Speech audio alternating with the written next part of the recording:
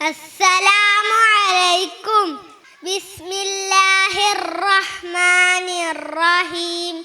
ويل للمطففين الذين إذا اكتالوا على الناس يستوفون وإذا كالوهم أو وزنوهم يخسرون.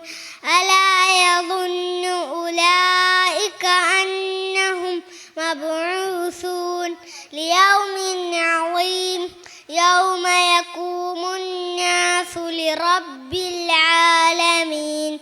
كلا إن كتاب الفجار لفي سجين وما أدراك ما سجين كتاب مرقوم.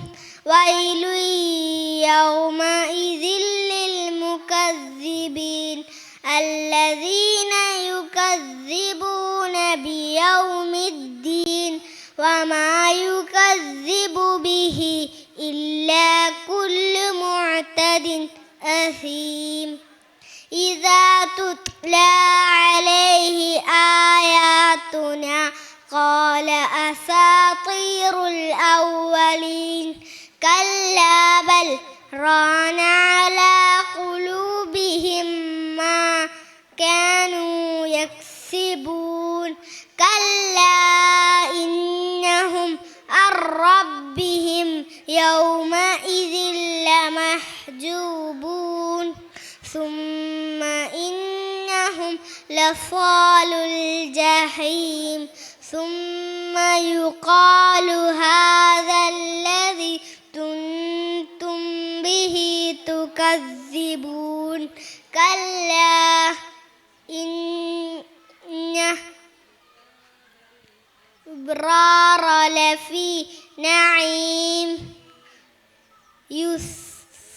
يكذب به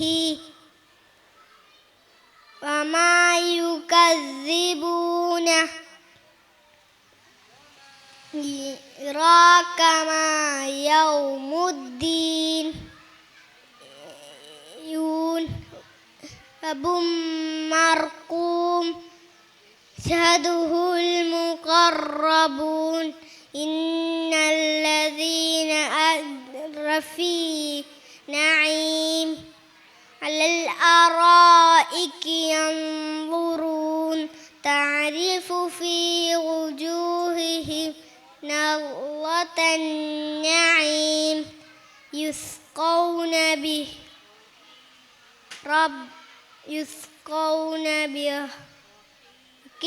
مأتوم ختامه مسك وفي ذلك فليتنافس المتنافسون. ومزاجه من تسليم عينا يشرب بها المقربون.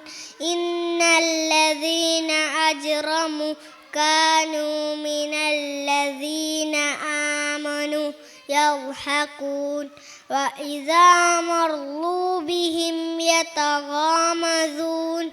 وإذا انقلبوا إلى أهلهم انقلبوا فكهين.